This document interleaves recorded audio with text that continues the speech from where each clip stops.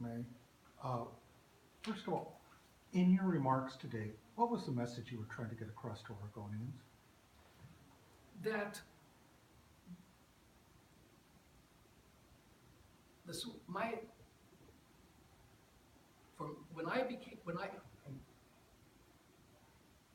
for me to be a good Secretary of State, I need to serve for the right reasons.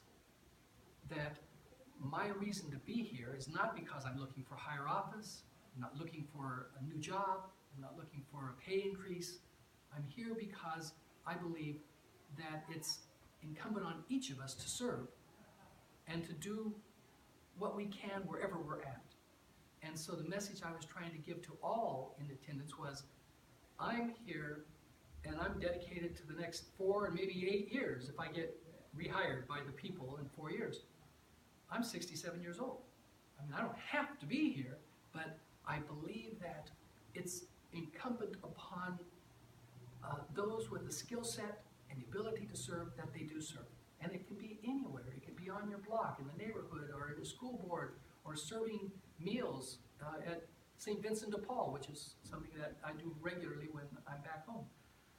And so that was the message. It was to everyone there to try and lift them and encourage them, to give them hope for the future, but not based on me being Secretary of State, but on an understanding that I've been elected to serve, and for our system to work well, we all need to serve in whatever capacity we can. And it may just be within our own family. Before I could run for office, my wife and I cared for 3 family members who all died at home in Central Point.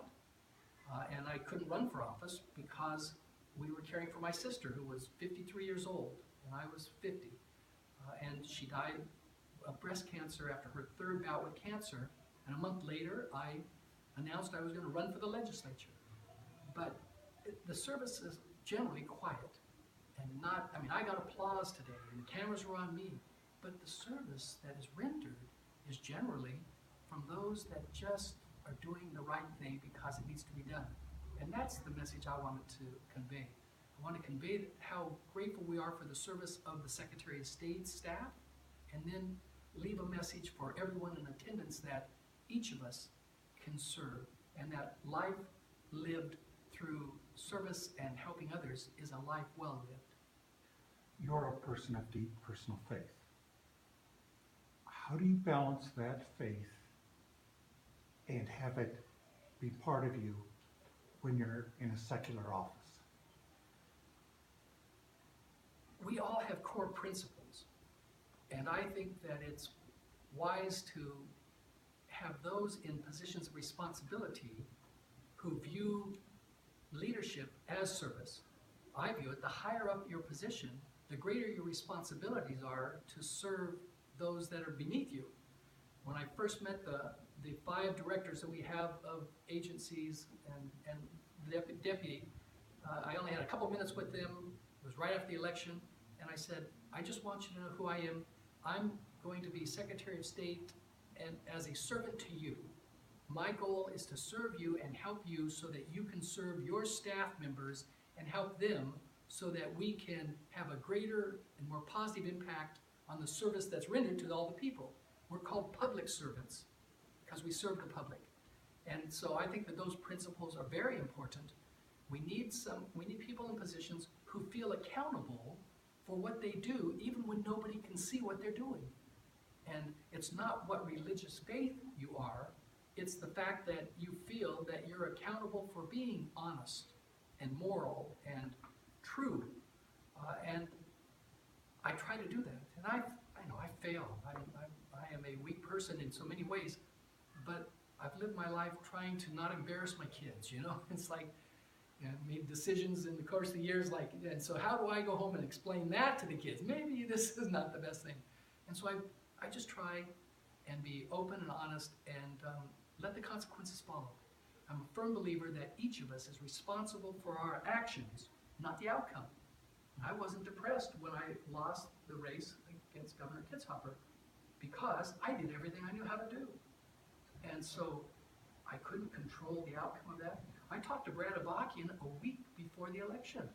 I said, Brad, I want you to know, whichever way this goes, it's okay. If I lose, I'm retired. I go home to my grandkids. This is going to be great. If I win, I'm dedicated to spend the next 4 and maybe 8 years of my life, 3.5-hour drive away from my home and family, doing the things that I feel are important. Because from the time of Monticello and Mount Vernon, I mean, the founders are an example to me. From that time, we've learned that people with a skill set need to leave their comfort zone and go and serve. And so that is one of the principles that I use. And so, religion is very important to me. I put my hand on the Bible today, and that was Senate President Peter Courtney's Bible, And afterward he says, so how do you get a Mormon to put his hand on a Catholic Bible?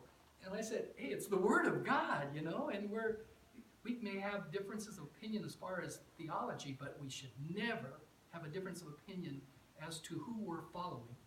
And the teachings of Jesus, whether a person's a Christian or not, those teachings are powerful.